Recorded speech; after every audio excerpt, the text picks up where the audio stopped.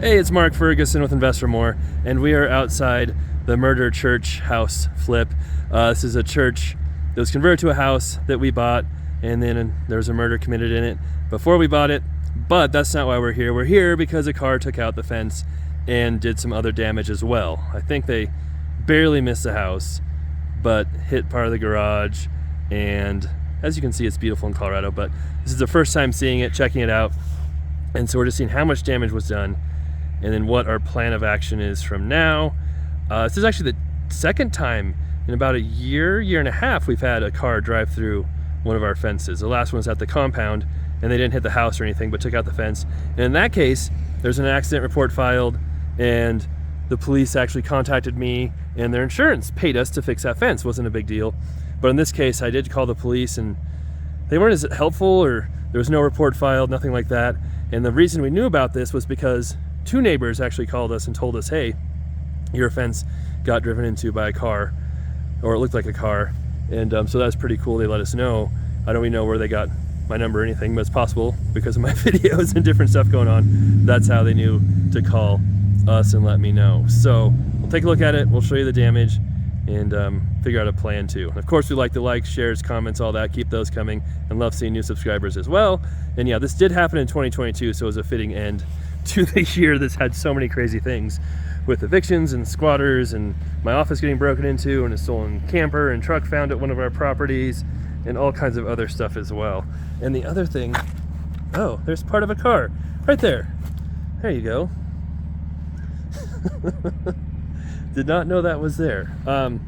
In the picture, the neighbor sent me pictures. It looked like, this is fresh snow. We just got a couple inches last night, but we had snow last week as well. And it looked like it had actually been done before it snowed the last time. So they sent me pictures a couple of days after it happened. So I didn't think there was a big rush to get in here and do anything. Because if it wasn't reported as an accident, nobody called in. Yeah, I'm not having a whole lot of confidence we'll find what happened, although you got a grill from a car. That's some evidence right there. So interesting. But you can see, took out the fence completely and then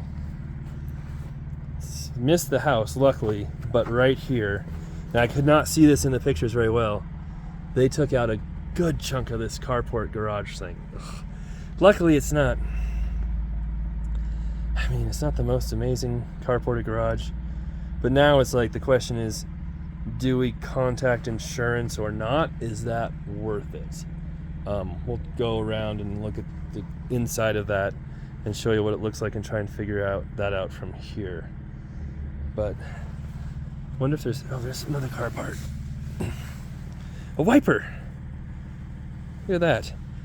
Man, if it wasn't snowing, they must have really hit this hard. I'm gonna have to collect all these parts. I don't want somebody coming back and stealing them. All right, we'll go inside. Oh, there's another car part. Oh, there's parts all over. So we'll look outside and see what it looks like over here. How we don't have a gas meter? That must be old. Because, unless that recently happened, that's old. Like, we have a furnace, it's been running. There you go. So the reason I said we'll decide if we want to file an insurance claim or not is because you have to be very careful on filing insurance claims and how much you use those. Because if you do file too many claims, your insurance can drop you, raise your rates, and there's only a little bit of insurance that you can use for flips and doing different stuff, and if they drop you, that can make it very difficult. So you only want to use your insurance if it's a real big major issue. And honestly, if I went back and looked at the insurance we've used, we've probably paid more out in insurance than claims we've done. There's been some hailstorms and different stuff and floods that may have paid us back. Well, we had the crazy property in Brush where we redid the roof, where the roof caved in. So that might have caught us up a bunch. But I know a lot of flippers who will actually self-insure their flips, meaning they don't get any insurance. They figure it's too expensive for anything that might happen in the long run. I don't do that. And then one thing to think about too is if you do use any kind of financing, bank financing, hard money financing, they will require you to have insurance on the property. So you can see it took out a good chunk here, but this is a real weird construction here where that's just like a fence and some siding they used to enclose this carport. So honestly, like if I want to call insurance, be like, hey, we've got thousands of dollars of damage and a claim, we probably could do that, but it's not going to be worth it. We can kind of bend this stuff back a little bit. It's got some holes there, and we can rebuild this real easy. It's just, I mean, that's only a 2x4. That car's lucky that it hit this garage with the weak kind of just 2x4 there, and not like a real house or something that would really do some damage. They must have hit it somewhat hard. So, okay.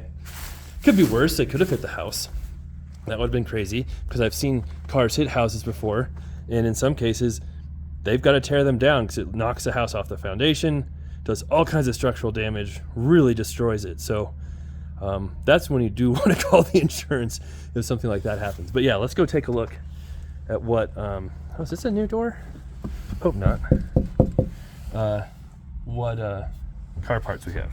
All right, and this house was a gigantic mess when we bought it, and we've been slowly working on it. Don't know why we have chairs there. That's interesting. Don't remember them being here before. But we decided to put the laundry room, move some stuff over here. And so we keep changing what we want to do here, and that adds more time. And we've got our guys busy working on the rental property, trying to get it ready for a church moving in, ironically. This was a church at one time. We made this into a house, and then we've got another property that is kind of turning into a church. So that's going on, and then so we've got them busy doing that. And of course, we're going to wait for our plumber to come and work on that. So we always have stuff going on. But here are the car parts I've found so far. And I'm sure, I mean, that's pretty telling right there if a car is missing a grill. I didn't dig through the snow too far, but that might help us find somebody who did it, having that grill. So that's interesting. But yeah, and we will cut a sink here. That's where the sink goes, by the way. So we bought this for $155,000. We've had it a while, and it should be worth close to $300, maybe a little less once we're done. But we're taking our time. Like I said, we have other projects and keep figuring out different stuff to do here. So eventually, we'll get this one done. So, oh, why is there a kid? Oh, that's weird. There's a kid laying on a sled right there, right now. Don't know where he came from. Anyway, got a few things to do. Have to meet a possible new distribution company at the store, and then maybe we'll call the police again. I talked to the police once. They weren't super helpful. I said, hey, have you had any reports, had anything filed against it? They said no. They said they'd get me in touch with the sheriff because this is technically in the county. The sheriff called me back and said, here's how you file, or call me back so you can file a hit and run report. And then I tried to call back and the number didn't work. So I need to try that process again and go from there. So, all right, thanks for watching. We'll have an update on this if anything happens. And of course, when it's all the way finished and done, we'll have an update here as well. And hopefully with the new year brings less exciting stories to the flipping and rental world and business world that we've had so far.